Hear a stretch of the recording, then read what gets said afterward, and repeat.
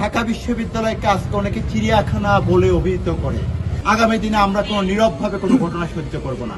তার বিরুদ্ধে যথাযথ পদক্ষেপ এবং কঠোর পদক্ষেপ আমরা গ্রহণ করব।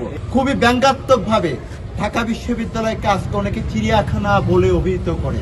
এটি আমাদের জন্য লজ্জাজনক। ঢাকা বিশ্ববিদ্যালয়ের শিক্ষার্থীদের জন্য এখানে রাত বেরাতে সার্কাস চলে, এইভাবে আমাদেরকে অভিহিত করা হয়, যেটি বিশ্ববিদ্যালয়ের শিক্ষার্থী হিসেবে আমরা মনে করি ঢাকা বিশ্ববিদ্যালয়ের যে গৌরব, যে ঐতিহ্য, সেটিকে বিভিন্নভাবে এই সকল বিতর্কিত শিক্ষার্থীদের মাধ্যমে আমাদের যে ইমেজ বাংলাদেশের জনগণের মাঝে রয়েছে সেটি নানানভাবে ভুলুণ্ঠিত করা হয়।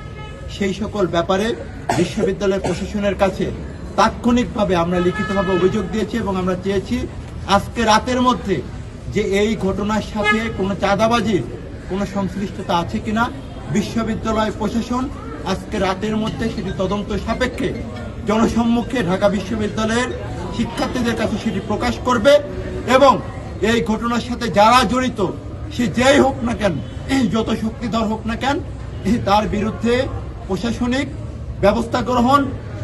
এবং আমরা এটিও বলেছি বাংলাদেশ জাতীয়তাবাদী ছাত্রদল ঢাকা বিশ্ববিদ্যালয়ের কোনো নেতা কিংবা কর্মী যদি কোনো ধরনের চাঁদাবাজি বা কোনো ঘটনার সাথে জড়িত থাকে, প্রয়োজনে আমরা তার বিরুদ্ধে আইনানুগ ব্যবস্থা গ্রহণ করব। কিন্তু বাংলাদেশ জাতীয়তাবাদী ছাত্রদল ঢাকা বিশ্ববিদ্যালয়ের নামকে ব্যবহার করে কেউ যদি কোনো প্রকার মিথ্যা কল্পিত অভিযোগের ভিত্তিতে কোনো মব তৈরি করার চেষ্টা করে, সেটি বিগত দিনে আমরা যে নীরবভাবে প্রত্যেকটি ঘটনা সহ্য করেছি, আগামী দিনে আমরা কোনো নীরবভাবে কোনো ঘটনা সহ্য করব না।